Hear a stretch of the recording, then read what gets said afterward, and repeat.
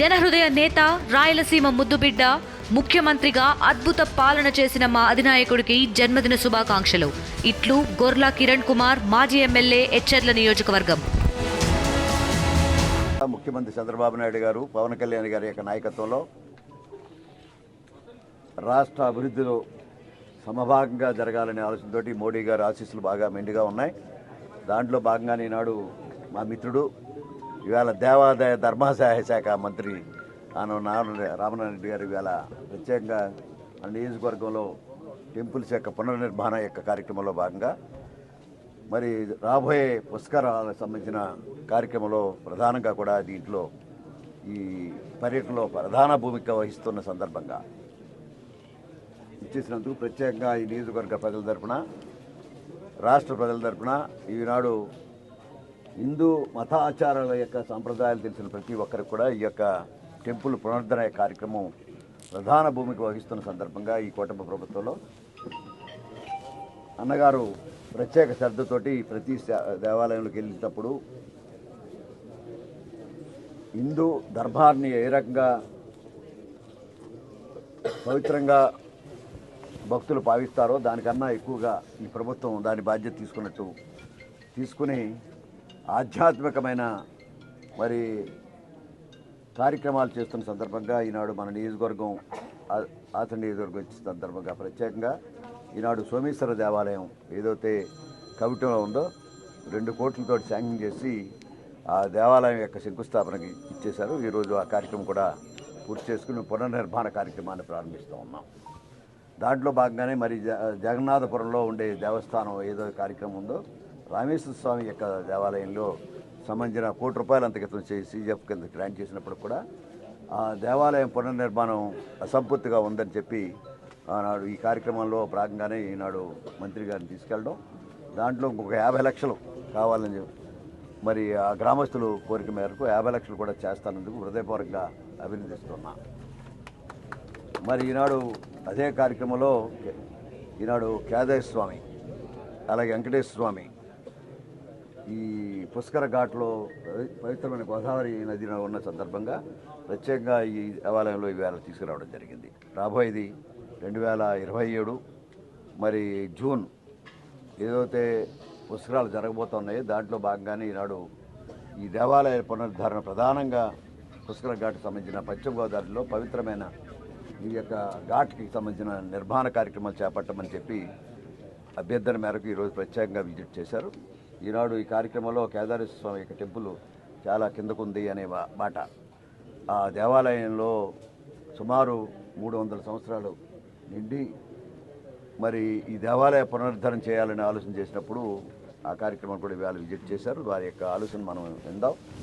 నా ఆలోచన అంతా కూడా ఈ నిర్మాణం పుష్కర ఘాట్కు సంబంధించిన దేవాలయాలన్నీ కూడా పునర్నిర్మాణం చేయాలనేది ప్రజల యొక్క అభ్యర్థన మీకు అందిస్తూ ఉన్నాను. ఆ నిర్మాణం యొక్క కార్యక్రమాల్లో సుమారు కేదారేశ్వర స్వామికి సంబంధించిన పునర్నిర్మాణం మళ్ళీ రాతి కట్టడాలతో ఉంది. దాన్ని మళ్ళీ పునరుద్ధరణలో రాతి కట్టడాలు ఎత్తి పెంచి ఆ నిర్మాణం చేయాలనేది ప్రజల యొక్క భక్తుల యొక్క కోరిక. దానికి అనుగుణంగా ప్రజాపతిగా నేను కానీ మీరు కానీ ఈ ప్రభుత్వం కానీ దాన్ని పునరుద్ధరణ చేయమని ప్రత్యేకంగా ప్రజల తరఫున కోరుకుంటా ఉన్నాం. అలాగే పక్కనే ఉన్న వెంకటేశ్వర స్వామి యొక్క టెంపుల్ కూడా, సత్యనారాయణ స్వామి టెంపుల్ ఇవన్నీ కూడా దీంట్లో కలిపే ఉన్నాయి. దానిచేత మనం ఇవన్నీ కూడా చేయాలనేది ప్రత్యేకంగా కోరుకుంటూ, ఇంకా పుష్కరాలకు వచ్చినప్పుడు ప్రత్యేకమైన ప్రతిపాదనలు ఆల్రెడీ రాష్ట్ర ప్రభుత్వం ఉన్నాయి. ఆ పుష్కరాలకు సంబంధించిన నిధుల్లో కొన్ని టెంపుల్స్ పెట్టారు. వాటిని కూడా చేస్తూనే ఎక్కడైనా మా నియోజకవర్గంలో కామన్ గుడ్ ఫండ్ ద్వారా జరిగే కార్యక్రమాల్లో భాగంగానే ఈనాడు ఆచంట్లో కూడా ముత్యాలమ్మ గ్రామదేవత యొక్క టెంపుల్ని చేయాలని ఆ గ్రహదుల మేరకు ఈవేళ మనం నెక్స్ట్ విజిట్కి వెళ్తా ఉన్నాం. దాంట్లో సుమారు 50 లక్షల ప్రజానదాన్ని కూడా పోజేసుకుని ఈరోజు మీకు ఇస్తాకు సిద్ధంగా ఉన్నారు. ఆ నిర్మాణ కార్యక్రమం కూడా సహకరించమని ప్రత్యేకంగా కోరుకుంటా ఉన్నాం. అలాగే రావణపాలెనికి సంబంధించిన శివాలయం కూడా చేయాలనే ఆలోచనతో అభ్యర్థనకు వచ్చారు. సీజీఎఫ్ను మేము కడతాం డెఫినెట్గా, దానికి సంబంధించినంత వరకు దాన్ని కూడా పునరుద్ధరణ చేయడానికి మీరు సహకరించాలని కోరుకుంటూ, ఈనాడు పుష్కర ఘాట్కు సంబంధించిన ఈ యొక్క దేవాలయాల ప్రధాన భూమిక రాబోయే పుష్కరాలకు సంబంధించిన కార్యక్రమాన్ని చేయమని కోరుకుంటూ, ఈనాడు ప్రత్యేకంగా వచ్చేసిన సందర్భంగా మీకు మన ముఖ్యమంత్రి గారికి, ఉప ముఖ్యమంత్రి గారికి ప్రత్యేక వందనాలు తెలుపుతున్నాను. సోదరులు శ్రీ పితాని సత్యనారాయణ గారు, మీడియా ప్రతినిధులకు, ఈనాడు ఈ ప్రాంతానికి వచ్చినప్పుడు కేదారేశ్వర స్వామి యొక్క ఆలయంలో ఈ యొక్క మీడియా సమావేశంలో పాల్గొంటున్నటువంటి దేవాదాయ శాఖ అధికారులు, ఈ ప్రాంత పెద్దలు, ఈ ప్రాంత ఆలయాలని పరిరక్షించుకునేటువంటి కార్యనిర్వాహకులు అందరికి కూడా ప్రత్యేకంగా ధన్యవాదాలు తెలియజేస్తున్నాను. ఒకటి రెండు విషయాలు చెప్పాల్సినటువంటి అవసరం ఉంది. గడిచిన 5 సంవత్సరాల్లో ఆంధ్రప్రదేశ్ రాష్ట్రంలో ఆధ్యాత్మికత అనేదే కనుమరుగైపోయింది. దేవాలయాల్లో పూజాది కార్యక్రమాలు కానీ, కైంకర్యాలు కానీ ఆగమ శాస్త్ర విరుద్ధంగా జరిగేటువంటి పరిస్థితుల్ని మనం గమనించాం. అనేక ఆలయాలని పాలక వర్గాల్లో ఉన్నటువంటి ఆ పార్టీలకు సంబంధించినటువంటి నాయకులు, ప్రముఖులు ఆలయాలనే నిర్లక్ష్యం చేసేటువంటి పరిస్థితి. భక్తులు కూడా, సామాన్య ప్రజలు కూడా ఈ ఆలయాల్లో మనకి సరైనటువంటి సనాతన ఆగమ ఆచారాలు నిర్వహించలేనప్పుడు మనం ఆ ఆలయాలకి వెళ్ళాల్సినటువంటి అవసరం ఉండదు అనేటువంటి దానిలో ఎవరికి వాళ్ళేమి భక్తిని మానుకోలేదు, దైవాన్ని ప్రార్థించడం మానలేదు. కానీ అది వారి కుటుంబాల్లోనే ఆ దైవాన్ని ప్రార్థించుకుంటూ పూజా కైంకర్యాలను చేసుకుంటూ వచ్చారు. కూటమి ప్రభుత్వం అధికారంలోకి వచ్చేటప్పటికీ ఎన్నికల ప్రణాళికలోనే ఈ పశ్చిమ గోదావరి జిల్లాలో పర్యటనలోనే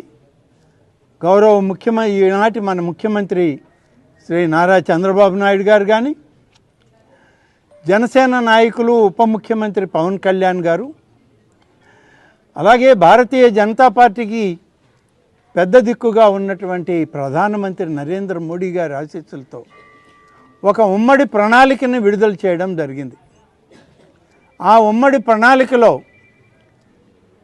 ఆధ్యాత్మికతని, సనాతన ధర్మాన్ని, అలాగే ఆగమ పండితులని గౌరవించి ఈ యొక్క ఆలయాలన్నిటినీ పూర్వ వైభవానికి తీసుకొస్తాం, ప్రజలకు చేరువ చేస్తాం, సామాన్య ప్రజలకి దైవాన్ని దగ్గర చేసేటువంటి కార్యక్రమం చేస్తాము అని చెప్పి ఆనాడు వాగ్దానం చేసి ఎన్నికల్లో అధికారంలోకి వచ్చిన తర్వాత ప్రమాణ స్వీకారానికి ఒక రోజు ముందే తిరుమల తిరుపతి దేవస్థానానికి దర్శనానికి వెళ్ళి అక్కడనే ఆనాడు ముఖ్యమంత్రి కావడానికి ఒక రోజు ముందే చంద్రబాబు నాయుడు గారు ఉమ్మడి కూటమి నాయకుడిగా ప్రకటించడం జరిగింది.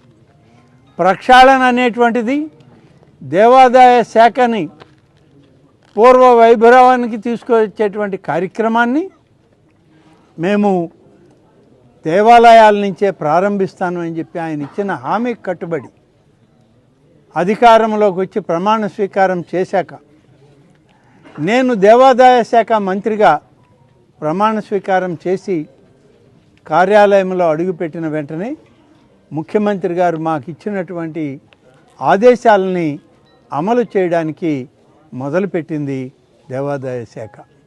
అనేక ఇబ్బందులు ఉన్నాయి. 5 సంవత్సరాల కాలం నిర్లక్ష్యం చేయబడ్డటువంటి ఆలయాలు, నిర్లక్ష్యానికి గురైనటువంటి ఆచార వ్యవహారాలు, పౌరోహిత్యం, ఆగమ పండితులు, సనాతన ధర్మాలు ఇవన్నీ కూడా అసలు ఎక్కడ ఉన్నాయో తెలియని పరిస్థితుల్లో 5 సంవత్సరాల కాలం దేవాదాయ శాఖ నిర్వీర్యమైపోయింది అని చెప్పడానికి ఇవాళ బాధతో వ్యక్తీకరించాల్సిన పరిస్థితి. అందుకనే తొలి రోజునే మొదలుపెట్టాం. మేమిచ్చిన ఎన్నికల ప్రణాళికలో భాగంగా ఏవైతే ఆగమ పండితుల యొక్క వ్యవహారాలు ఉన్నాయో, ఆలయాల్లో వాళ్ళు చేయాల్సినటువంటి పూజా కైంకర్యాలన్నీ కూడా ఆయా ఆలయాలకు సంబంధించినటువంటి దేవాదాయ శాఖ పరిధిలో ఉన్న ఆగమ పండితులే సూచించాలి, చెయ్యాలి తప్ప పాలక వర్గాలు మా దేవాదాయ శాఖ అధికారులు అందులో తలదూర్చకూడదు. బయట జరిగేటువంటి కార్యక్రమాల నిర్వహణ మాత్రమే మా అధికారులు కానీ పాలక వర్గాలు చూడాలి. దైవానికి సంబంధించిన ఆలయ పూజాది కార్యక్రమాలు అన్నీ కూడా ఆగమ పండితుల యొక్క నిర్వహణలో జరగాలని ఆదేశాలు ఇచ్చి జీవో విడుదల చేశాం. అంతేకాదు, వేదం చదివినటువంటి అనేక మంది వేద పండితులు ఈ వేదం చదివిన తర్వాత ఇది వేదభూమి, భారతదేశం అనేటువంటిది ఒక వేదభూమి.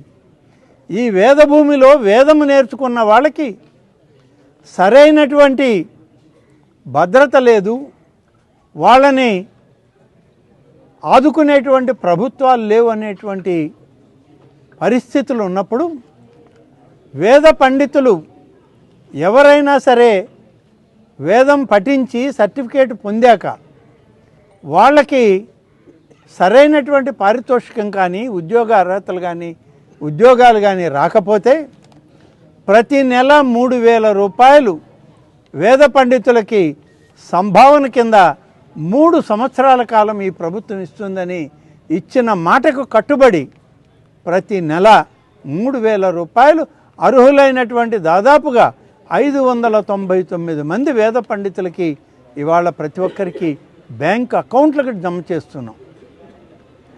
బ్రాహ్మలు, నాయీ బ్రాహ్మలు ఆలయాలకి ఎవరైతే ప్రాధాన్యంగా ఉంటారో అటువంటి బ్రాహ్మలు, నాయీ బ్రాహ్మలకి ఆలయాల్లో ప్రాధాన్యత ఉండాలి, పాలక వర్గాల్లో వాళ్ళు భాగస్వాములు కావాలి అని చెప్పి పాలక వర్గాల నియామకానికి ముందే దేవాదాయ శాఖ చట్టాన్ని సవరించి ఉన్నటువంటి స్థానానికి మరొక 2 సభ్యుల్ని అదనంగా కలిపి ఒకరు బ్రాహ్మలు, మరొకరు నాయీ బ్రాహ్మలు, ఖచ్చితంగా ఈ 2 కులాల వాళ్ళు పాలక వర్గంలో ఖచ్చితంగా ఉండాలని చెప్పి చట్టాన్ని కూడా మార్చి వాళ్ళకు కూడా ప్రాధాన్యతనివ్వడం జరిగింది.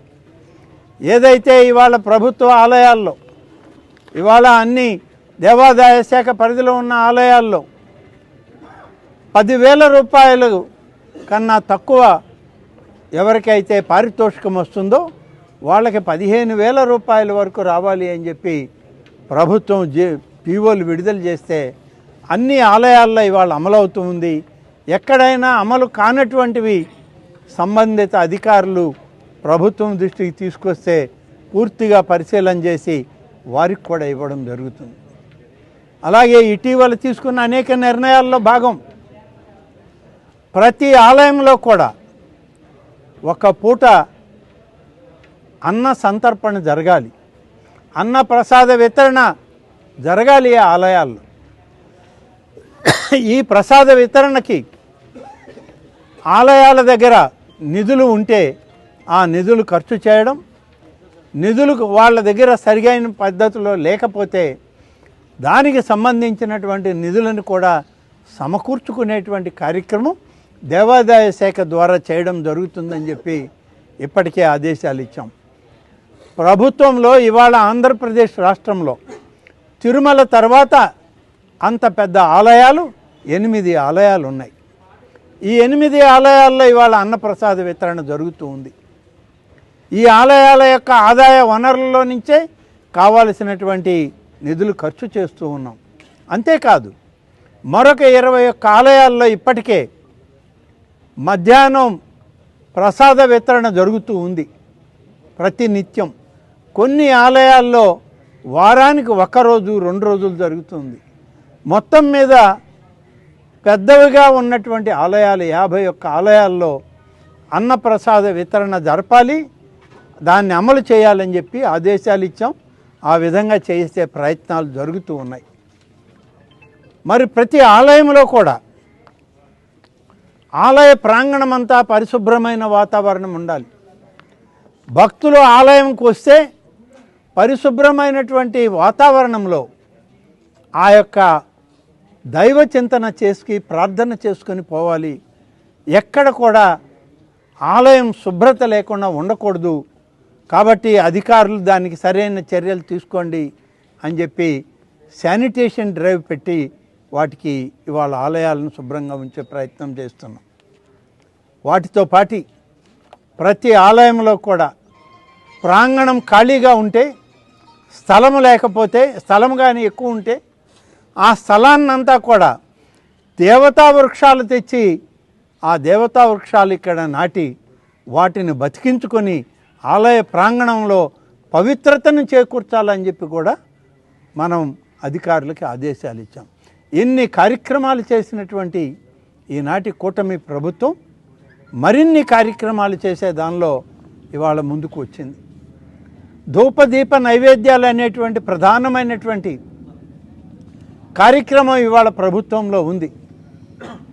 గతంలో 2,500 రూపాయలు ఇచ్చేవాళ్ళు, తర్వాత దాన్ని 5,000కి తీసుకొచ్చారు. ఎన్నికల వాగ్దానం మేరకు ఇవాళ 10,000 రూపాయలకి ఏదైతే తక్కువ ఆదాయ వనరులుండి కనీసం ఒక దీపం వెలిగించే పరిస్థితి కూడా ఆలయాల్లో లేవు, ఆ గ్రామాల్లో ఉన్నటువంటి ఆలయాల పరిస్థితులను గమనించి ప్రజాప్రతినిధుల యొక్క ఆలోచనతో అధికార యంత్రాంగాన్ని సూపర్వైజ్ చేయమని, వాళ్ళని మొత్తం మీద రిపోర్ట్లు పంపమని, ఆ నివేదికల ఆధారంగా ఇవాళ దాదాపుగా ఈ ధూపదీప నైవేద్యాలు అనేటువంటివి ఇప్పటికే 5,821 ఆలయాల్లో ప్రతి నెల 1వ తారీఖు వచ్చేప్పటికీ అక్కడ ఉన్నటువంటి పూజారి ఎవరైతే పూజ చేస్తున్నారో, లేకుంటే ఎవరైనా ఒకరు ఉండి దీపం పెట్టి ప్రసాదం పెడుతున్నారో స్వామికి, ఉదయం సాయంత్రం వాళ్ళు ఆ పని చేయడానికి 5,821 ఆలయాలను ఎంపిక చేశాం. 10,000 రూపాయలని ప్రతి నెల 1వ తారీఖు వచ్చేటప్పటికి దాదాపుగా 70 కోట్ల రూపాయలు ఖర్చు అయ్యే విధంగా ఇవాళ నిధులు విడుదల చేస్తున్నామని చెప్పి మీ అందరికీ తెలియజేస్తూ ఉన్నాను. అంతేకాదు, ఈ ఒక్క ధూపదీప నైవేద్యంలో పశ్చిమ గోదావరి జిల్లాలో 141 ఆలయాల్లో ఈ ధూపదీప నైవేద్యం కింద ఇవాళ మేము ఇవ్వడం జరుగుతూ ఉంది. ఈ ఆచంట గ్రామంలో, నియోజకవర్గంలో దాదాపుగా 19 ఆలయాలకు 10,000 రూపాయల లెక్కన ఇవాళ నిధులు విడుదల చేస్తున్నాం. ఇంకా కూడా చేయాల్సినవి ఉన్నాయి.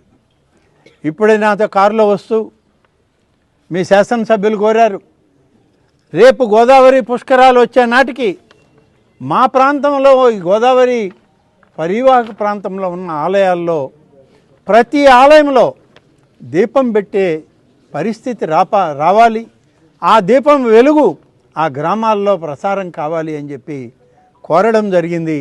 వారు సూచించిన మేరకు ఎన్ని ఆలయాలున్నా వాటిల్లో ధూపదీప నైవేద్యాలు ఇవ్వడానికి అర్హత కలిగిన అన్ని ఆలయాలకు కూడా ఇచ్చే ప్రయత్నం చేస్తామని చెప్పి ఈ సందర్భంగా మనవి చేస్తున్నాను. రెండవది, మరొక ప్రధానమైనటువంటి కార్యక్రమం, రాష్ట్రంలో దాదాపుగా ఆలయాలు పునర్నిర్మాణం చేయాలని గడిచిన 5 సంవత్సరాలు ఆ ప్రభుత్వంలో ఒక్క ఆలయం అంటే ఒక్క ఆలయం కూడా పునర్నిర్మాణం చేసినటువంటి దాఖలాలు లేవు. హిందూ ధర్మాన్ని కాలరాశారు, సనాతన ఆచారాలని, ఆగమ శాస్త్రాలని పక్కన పెట్టారు. ఆ ఆలయాలకి పరిపూర్ణమైనటువంటి పరిస్థితి లేదు. అందుకనే కూటమి నాయకత్వంలో ఈ ప్రభుత్వం అధికారంలోకి వచ్చాక ఎక్కడైతే ఆలయాలు పునర్నిర్మాణానికి అర్హత కలిగి ఉన్నాయో, ఈ రాష్ట్రం మొత్తం మీద ఎన్ని ఆలయాలు ఉన్నా సరే అన్ని ఆలయాలని ఒక క్రమబద్ధీకరణ పద్ధతిలో దాన్ని పూర్తి చేయాలని చెప్పి మొదలు పెట్టడానికి ఇవాళ శ్రీకారం చుట్టాం. 492 ఆలయాలకి 2 విడతల్లో ఇవాళ ఆదేశాలు ఇచ్చాం. ఈ రాష్ట్రం మొత్తం మీద 23 జిల్లాలు, 26 జిల్లాల్లో మొత్తం అయ్యేటువంటి ఖర్చు 595.75 లక్షలు, 595,75,00,000 ఖర్చు అయ్యేటువంటి అనుమతులు మంజూరు చేశాము 2 విడతలు. అధికారులకి ప్రణాళికలు తయారు చేసుకోమన్నాం, ఎస్టిమేట్లు తయారైనవి, టెండర్లు పిలుస్తున్నారు. ఎక్కడెక్కడ అవసరమైతే అక్కడంతా పన్నులు వెంటనే మొదలు పెట్టమని చెప్పి ఇప్పటికే ఆదేశాలు ఇవ్వడం కూడా జరిగింది. ఒక్క పశ్చిమ గోదావరి జిల్లాలోని 18 దేవాలయాలకి ఈరోజు ఆదేశాలు ఇచ్చాను. కొత్తగా 23,13,00,000 రూపాయలతో నిధులు కూడా మంజూరు చేశామని చెప్పి కూటమి నాయకత్వంలో చంద్రబాబు నాయుడు గారి ఆశీస్సులతో ఈ కార్యక్రమం చేయడం జరిగింది. అంతేకాదు ఆచంట నియోజకవర్గం ఇప్పుడే చూపించారు. ఆచంట నియోజకవర్గంలో ఎప్పుడో మొదలై పూర్తి కావాల్సింది, కేంద్ర రాష్ట్ర ప్రభుత్వాలు సమన్వయంగా ఆలోచన చేసినా సోమేశ్వర స్వామి ఆలయం మొదలే కాలేదా అన్నాడు. ఇవాళ మొదలుపెట్టాం. దానికి ఎంత ఖర్చైనా ఇవ్వడానికి ప్రభుత్వం సిద్ధంగా ఉంది అని చెప్పి చెప్పడం కూడా జరిగింది. ఇప్పటికే 1,06,00,000 రూపాయలు, అంతేనా, 1,86,00,000 రూపాయలు సోమేశ్వర స్వామి ఆలయానికి ఇవ్వడం జరిగింది. ఆ ఆలయం కూడా ఇంకా కొంత మెరుగైన పద్ధతిలో కట్టాలి అని చెప్పి నేను ఇప్పుడు శంకుస్థాపన కార్యక్రమానికి వెళ్ళినప్పుడు ఆ ప్రాంత పెద్దలు, శాసనసభ్యులు మా పితాని సత్యనారాయణ గారు కోరడం జరిగింది.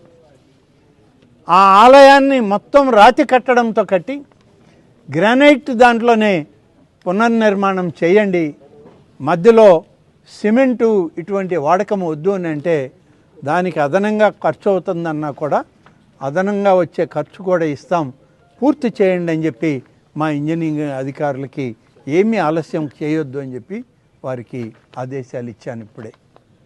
అదేవిధంగా రామేశ్వర స్వామి ఆలయం, దాన్ని కూడా చూడటం జరిగింది. రామేశ్వర స్వామి ఆలయంలో కూడా ఇంకా పనులు జరుగుతున్నాయి, పూర్తి చేయాలి. చేయాల్సిన దానికి అదనంగా నిధులు కావాలి అని అంటే దానికి కూడా మంజూరు చేస్తామని చెప్పి చెప్పడం జరిగింది. 50 లక్షల రూపాయలు కావాలని కోరారు, అది కూడా ఇవ్వడం జరుగుతుంది. అలాగే అక్కడి నుంచి మధ్యలో ఇవాళ ప్రభుత్వ కార్యక్రమం పోలియో చుక్కలు వేసే కార్యక్రమం. ఎక్కడ ఉన్నా కూటమి ప్రజాప్రతినిధులందరూ పసిబిడ్డల యొక్క ఆరోగ్య భద్రత కోసం కేంద్ర రాష్ట్ర ప్రభుత్వాల సూచన మేరకు పోలియో చుక్కలు వేయాలి. 3 దగ్గరల ఆ పోలియో చుక్కలు పసిబిడ్డలకు వేస్తూ ప్రతి గ్రామం చూస్తూ రావడం జరిగింది. మధ్యలో కొందరు గ్రామ దేవతల్ని చూసాం, కొన్ని ఆలయాలను చూడడం జరిగింది. ఇవాళ చివరిగా ఇక్కడ ఈ యొక్క గోదావరి గట్టు దగ్గరికి వచ్చి ఇక్కడ రేపు జరగబోయేటువంటి గోదావరి పుష్కర ఉత్సవాలకి ఇదొక ఉన్న వాటిల్లో ఇదొక ప్రధానమైనటువంటి ప్రాంతంగా గతంలోనే గుర్తింపు పొందిన ఈ ప్రాంతానికి ఏమేమి కావాలి, ఏమేమి చేయాలి అని చెప్పి పరిశీలించడానికే ఇవాళ రాష్ట్ర ప్రభుత్వం ముఖ్యమంత్రి చంద్రబాబు నాయుడు గారు పవన్ కళ్యాణ్ గారి అనుమతితో సత్యనారాయణ గారితో కలిసి నేను ఇక్కడికి వచ్చాను. వచ్చిన సందర్భంలో కేదారేశ్వర స్వామి ఆలయం చూసాం, ప్రక్కన ఉన్నటువంటి సత్యనారాయణ స్వామి యొక్క ఆలయాన్ని కూడా చూస్తాను తప్పనిసరిగా. అలాగే ఇక్కడ పుష్కర ఘాట్ ఏ విధంగా ఉండాలో, గతంలో ఎలా ఉండిందో ఇంకా మెరుగైన విధానంలో ఇవాళ చేయాల్సిన అవసరం ఉంది అనేటువంటిది ఇవాళ రాష్ట్ర ప్రభుత్వం గుర్తించింది. నేను ఎందుకు అవసరం ఉంది అంటున్నానంటే ఇవాళ మీ అందరూ చూస్తున్నారు, ఎక్కడ ఆలయంలో ఒక పండుగ వాతావరణం, ఏదన్నా పండుగలు వచ్చినా, బ్రహ్మోత్సవాలు వచ్చినా, నవరాత్రి ఉత్సవాలు వచ్చినా, రేపు జరగబోయేటువంటి ముక్కోటి ఉత్సవాలు వస్తున్నా ఆలయాల్లో ప్రజలు తండోపుతండాలుగా వస్తున్నారు. ఇంత ముందులాగా ఆలయాల్లో జనం లేకుండా లేరు. ఇవాళ వచ్చే ప్రజలకి, వచ్చేటువంటి ఆ స్వామి యొక్క భక్తులకి మనం ఏ రకమైన సేవలు చేయాలి అని ఈ ప్రభుత్వం నిరంతరం శ్రమిస్తూ ఉంది. పేద మధ్యతరగతి వర్గాల ప్రజలకి ఆ స్వామి యొక్క అమ్మవారి యొక్క ఆశీర్వచనాలు ఇవ్వడం, ప్రభుత్వం సేవకులుగా పనిచేయడం అనేదే ఇవాళ మాకు చంద్రబాబు నాయుడు గారు మాకు ఇచ్చినటువంటి ఆదేశం. ఆ ఆదేశంతోనే తిరుగుతున్నాం, చేస్తున్నాం. ఇవన్నీ పనులు చేయాలి. ఈ చేసేటువంటి కార్యక్రమాల్లో నిధులు అనేటువంటిది సమస్య కాదు. ప్రభుత్వం ఇది. ప్రభుత్వం ఎప్పుడు ఏది చేయాలన్నా నిధులు వస్తాయి. చేయకూడదంటే నిధులు లేవంటాం. ఇవాళ ఈ ప్రభుత్వం దైవాన్ని నిరంతరం కొలిచేటువంటి ప్రభుత్వం ఇది. దైవాన్ని విశ్వసించి నమ్మి దైవంతో దైవత్వాన్ని ఈ రాష్ట్ర ప్రజానీకానికి అందించి ప్రతి కుటుంబం యొక్క యోగక్షేమాలని మనం ఆ భగవంతుని ఆశీస్సులతో చూడాలి అని తప్పించేటువంటి ప్రభుత్వం నేటి కూటమి ప్రభుత్వం. అందుకనే మా అందరి దృష్టి ఆలయాల్లో ఉన్నటువంటి దేవుళ్ళు, అమ్మవార్లు, వాళ్ళందరూ వాళ్ళ చల్లని చూపు ఉంటే ప్రతిదీ బాగానే జరుగుతుంది. పోయిన నవరాత్రి ఉత్సవాలు చూసాం మేము. ఎక్కడ నవరాత్రి ఉత్సవాలు జరిగినా అత్యంత వైభవోపేతంగా జరిగాయి. కనకదుర్గమ్మ అమ్మవారి ఉత్సవాలు ఎలా జరుగుతాయని అందరూ ఆలోచన చేస్తుంటే నిర్విఘ్నంగా కొనసాగినాయి. ప్రతి సంవత్సరం 9 రోజులైతే ఆగమ పండితుల యొక్క సూచన మేరకు ఈ సంవత్సరం 11 రోజులు నవరాత్రులు చేసినటువంటి ప్రభుత్వం ఇది. బ్రహ్మోత్సవాలు చేశాం తిరుమల తిరుపతి దేవస్థానంలో. ఎంతో వైభవోపేతంగా జరిగాయి. తిరుచానూరు పద్మావతి అమ్మవారి బ్రహ్మోత్సవాలు చేశాం. అక్కడ కూడా వైభవంగా జరిగింది. ప్రతి దగ్గర కూడా ఆలయాలకి శోభను చేకూరుస్తున్నాం, భక్తులకి సేవలు అందిస్తున్నాం.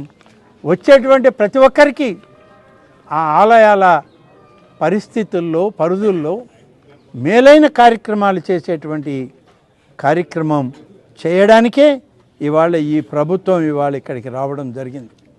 వీటన్నిటితోటి అనేక ప్రభుత్వ ఆలయాలు ఎలా రక్షింపబడుతున్నాయి, ఇవాళ ఎలా పునర్నిర్మాణం చేయబడుతున్నాయి, ఎలా చేస్తున్నామనేటువంటి దానిలో అనేక విషయాలు మీ ముందు చెప్పడం జరిగింది. వచ్చే గోదావరి పుష్కరాలు 2027 జూన్ 26వ తారీఖు మొదలవుతుంది. జూలై 7వ తారీఖు వరకు కొనసాగుతుంది 12 రోజుల పాటు. మీకు అందరికీ గుర్తుంటే 12 సంవత్సరాల క్రితం గోదావరి కృష్ణా పుష్కరాలు ఆంధ్రప్రదేశ్ రాష్ట్రంలో వస్తే ఈ పుష్కరాలు కూడా ఆనాడు చంద్రబాబు నాయుడు గారు ముఖ్యమంత్రిగా ఉండగానే చాలా గొప్పగా నిర్వహించినటువంటి ప్రభుత్వం ఇది. ఇవాళ కూటమి నాయకత్వంలో చంద్రబాబు నాయుడు గారి ఆలోచనతో గోదావరి 2024లో రాబోయే కృష్ణా పుష్కరాలు కూడా ఇవాళ ఏ పండుగ వాతావరణానికి ఏ రాష్ట్రాలకి తీసిపోని విధంగా అంత గొప్పగా నిర్వహించాలనేదే ఇవాళ ప్రభుత్వం యొక్క ఉద్దేశం. నిన్ననే 19వ తారీఖున రాష్ట్ర ప్రభుత్వ ప్రధాన కార్యదర్శి విజయానంద్ గారు అన్ని శాఖల కార్యదర్శులతోటి, డిపార్ట్మెంట్లతో, డైరెక్టర్లతోటి, కమిషనర్లతోటి మీటింగ్ పెట్టి గోదావరి పుష్కరాలను నిర్వహించడానికి కావాల్సినటువంటి అన్ని ప్రణాళికలు తయారు చేయండి, త్వరలోనే ముఖ్యమైన మీటింగ్ పెడతామన్నాం. దీనికి ఒక మంత్రివర్గ ఉపసంఘాన్ని కూడా ఇప్పటికే గౌరవ ముఖ్యమంత్రి గారు పెట్టడం జరిగింది. ముఖ్యమంత్రి గారు బహుశా రేపు మొదటి వారంలో గోదావరి పుష్కరాల యొక్క మంత్రివర్గ ఉపసంఘంతో ఆయన కూడా చర్చిస్తారు, సూచనలు ఇస్తారు, మాకు ఒక డైరెక్షన్ ఇవ్వడం జరుగుతుంది. ఆ సందర్భంలో అందరు మంత్రులు కూడా ఎవరి బాధ్యతలు వాళ్ళని నిర్వహిస్తూ గోదావరి పుష్కరాలని విజయవంతం చేయడానికి మరి వివిధ రాష్ట్రాల నుంచి వచ్చేటువంటి ఈ పుష్కరాలను చూడాలని దైవం దగ్గర వాళ్ళ యొక్క ఆలోచనలను ముందు పెట్టుకొని ఆశలతో వచ్చే ప్రతి ఒక్కరిని ఆదరించే విధంగా పరిపూర్ణమైనటువంటి విధానంలో గోదావరి పుష్కరాలని మేము చేయడం జరుగుతుందని చెప్పి మీ అందరికి కూడా మనవి చేస్తూ ఉన్నాను. గోదావరి పుష్కరాల పనులు ఇటీవలే మొదలుపెట్టాను నేను. అంటే మా శాఖ, మా అధికారులు ఈ సమావేశాలు జరిగాక ఇంకా సమయం తక్కువ ఉంటుంది. ఆలయాల పునర్నిర్మాణం అంటే ఏదో ఒక రోజులో కాదు. ఒక రోడ్డు వేస్తాం, 10 కిలోమీటర్లు వేయాలంటే ఒక వారం 10 రోజుల్లో వేసేయచ్చు. ఇప్పుడు అంత టెక్నాలజీ వచ్చింది. కానీ ఒక ఆలయ నిర్మాణం చేయాలి అంటే కనీసం 16 మాసాలు కావాలి, 18 మాసాలు కావాలి. అందుకనే ముందుగా ఆలోచించి కోనసీమ జిల్లాలో 17 పనులు అమలాపురం, గన్నవరం, కొత్తపేట, ముమ్మిడివరం, రాజోలు ఈ ప్రాంతాల్లో 20,54,00,000 రూపాయలతో 17 పనులు పునర్నిర్మాణ పనులు ఇప్పుడు కొత్తగా మంజూరు చేశాం. బహుశా మా అధికారులకు కూడా ఇంకా సమాచారం వచ్చి ఉండదు, సపతి గారికే తెలుసు. అలాగే తూర్పుగోదావరి జిల్లా కొవ్వూరులో 2, నిడదవోలు, రాజమహేంద్రవరం సిటీ, రాజమహేంద్రవరం రూరల్లో 12 పనులకి 17,10,00,000 రూపాయలని 15,10,00,000 రూపాయలని మంజూరు చేశాం. ఇవాళ వెస్ట్ గోదావరి ఆచంటలో 2 పనులు దాదాపు 1,70,00,000 రూపాయలతో ఇప్పటికి మంజూరు చేసింది. ఇంకా ఇవాళ వారు చెప్పినవన్నీ ఉన్నాయి. వీటన్నిటితో ఇంకా చేయాల్సినవి చాలా ఉన్నాయి. తొలి విడత పర్యటనే ఇది పూర్తయిన తర్వాత ఇంకెన్ని తెస్తాడో మా సత్యం నాకు తెలియదు. కానీ ఎన్ని తెచ్చినా ఈ ప్రభుత్వం సనాతన వైదిక ధర్మాలకు కట్టుబడినటువంటి ప్రభుత్వంగా ప్రతి కుటుంబాన్ని ఆదుకునే ప్రయత్నంలో ఆ దైవం యొక్క ఆశీస్సులు ఉంచడానికి ఇప్పటికీ 37,34,00,000 రూపాయలతో 31 పనులు మొదలుపెట్టాం. ఇప్పటికే మా అధికారులకి ఆదేశాలు ఇచ్చి ప్రణాళికల్ని సిద్ధం చేశాం. త్వరలోనే పనులు కూడా ప్రారంభమవుతాయి. ఇన్ని విధాలుగా పనిచేస్తున్నటువంటి ఈ కూటమి ప్రభుత్వానికి మేము అడిగేదంతా ఒక్కటే, మీరు కూడా తోడుగా ఉండండి. అందరూ కలిసి రండి, కలిసి పనిచేద్దాం. ఆధ్యాత్మిక వాతావరణాన్ని ఆంధ్రప్రదేశ్లో తీసుకువద్దాం.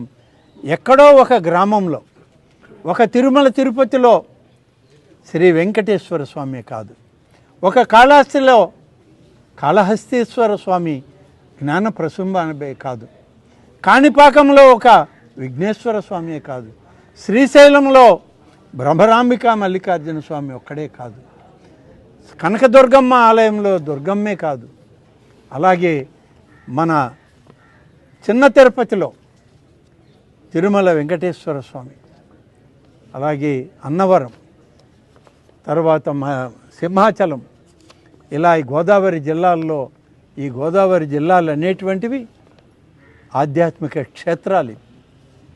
ఎక్కడో ఒక దగ్గర ఉండడం కాదు, ప్రతి గ్రామంలో దైవం, ఆ దైవాన్ని ఆరాధించేటువంటి భక్తులు వందల వేల లక్షల సంఖ్యలో ప్రజలు.